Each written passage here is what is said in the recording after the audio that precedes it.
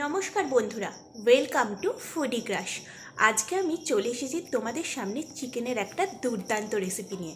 যদিও রান্নাটা আমার বর করেছে, কিন্তু রেসিপিটা আমি তোমাদের সঙ্গে শেয়ার করছি। সো চলো আর দেরি না করে রান্নাটা শুরু করা যাক। প্রথমেই গ্যাসের মধ্যে একটা কড়াই বসিয়ে কড়াইটা খানিকটা গরম করে নিয়ে এর মধ্যে দিয়ে দিতে হবে পরিমাণ মতো তেল। তেলটা খুব ভালোভাবে গরম হয়ে গেলে আগে থেকে কেটে ধুয়ে রাখা আলুগুলো একে একে এর মধ্যে দিয়ে দিতে হবে।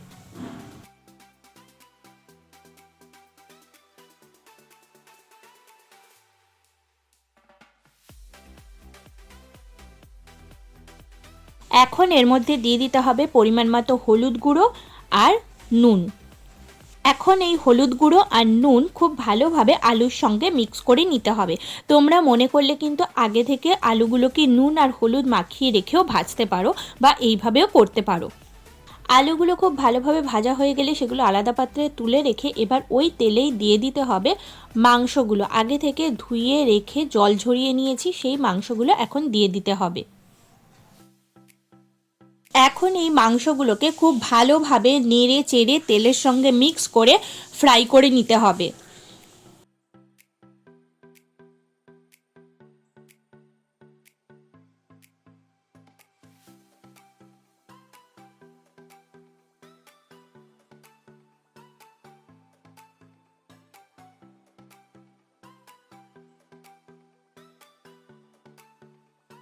এখানে মাংসগুলো খুব ভালোভাবে ফ্রাই করা হয়ে গেছে, এবার একে একে তুলে আলাদা পাত্রে রেখে দিতে হবে।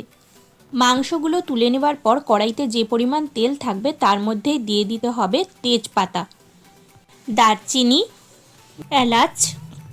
এখন এই ইনগ্রেডিয়েন্টসগুলোকে খুব ভালোভাবে মিক্স করে নিতে হবে, আর যতক্ষণ এর থেকে সুন্দর গন্ধ না বেরোচ্ছে ততক্ষণ অপেক্ষা করতে হবে।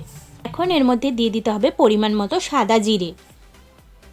এখন এই সমস্ত ইনগ্রেডিয়েন্টসগুলো আবার তেলের সঙ্গে ভালোভাবে মিক্স করে নিতে হবে। এখন এর মধ্যে দিয়ে দিতে হবে কেটে রাখা পেঁয়াজ।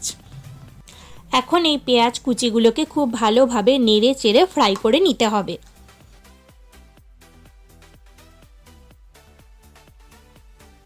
যতক্ষণ পেঁয়াজটা ভাজা হচ্ছে ততক্ষণ চিকেনটা ম্যারিনেট করে নিতে হবে। চিকেনটা তো আগেই ভেজে রাখা হয়েছে, তার মধ্যে দিয়ে দিতে হবে ফেটিয়ে রাখা টক দই। কালারের জন্য দিয়ে দিতে হবে পরিমাণ মতো কাশ্মীরি লঙ্কার গুঁড়ো। এর সঙ্গে দিয়ে দিতে হবে 2 টিস্পুন ধনে গুঁড়ো।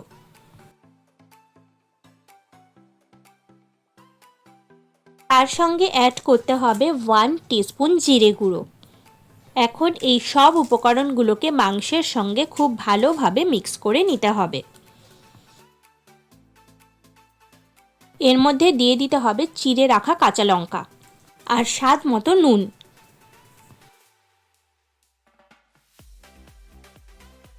এখন এই উপকরণগুলোকেও মাংসের সঙ্গে খুব ভালোভাবে মিক্স করে নিতে হবে।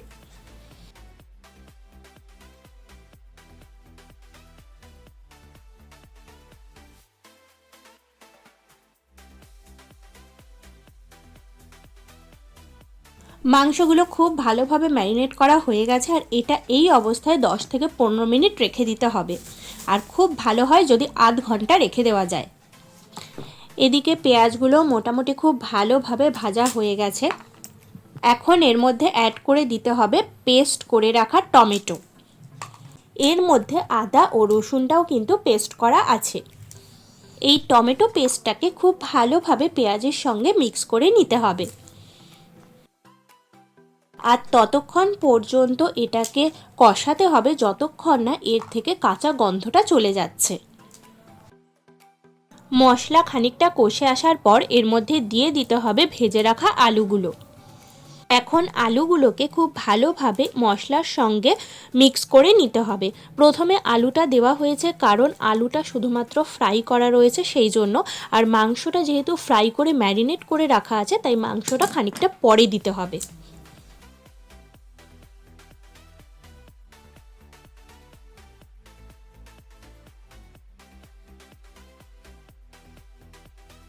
এখন এর মধ্যে ভেজে ম্যারিনেট করে রাখা চিকেনগুলো অ্যাড করে দিতে হবে। এখন সব মাংসগুলোকে সমস্ত উপকরণের সঙ্গে ভালোভাবে নেড়ে চেড়ে মিক্স করে দিতে হবে। এখন কিছুক্ষণের জন্য এটাকে চাপা দিয়ে ওয়েট করতে হবে। 10 মিনিট পর মাংসটা দেখতে কিন্তু খানিকটা এই রকম হয়েছে, আর আরও খানিকক্ষণ ওয়েট করতে হবে এটা সেদ্ধ হওয়ার জন্য। এবার মাংসগুলোকে আবার একটু নেড়েচেড়ে দিতে হবে যাতে নিচে মাংসটা বসে না যায়।